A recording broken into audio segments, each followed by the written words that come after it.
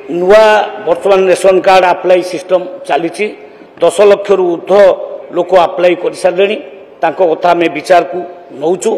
बर्तमान EKYC माने प्रक्रिया रे आमे प्रकृत रे जो कार्ड गुड़िक बर्तमान अच्छी से कार्ड गुड़िक केते फॉल्स अच्छी, केते लोक मृत अच्छा, केते लोक नाहांती ताको नारे कार्ड इश्यू होईची ताको आमे देखिबो।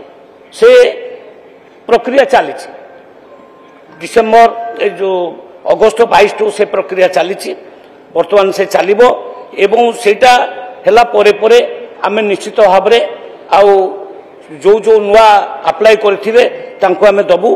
प्राय सेप्टेम्बर मास सुधा आमे आरंभ कर देबु नुआ राशन कार्ड दबा प्रक्रिया। वर्तमान सुधा EKYC रे 44,37,000 लोकंकर जो डिटेक्शन वर्तमान सरीगलानी ये प्रक्रिया वर्तमान चली।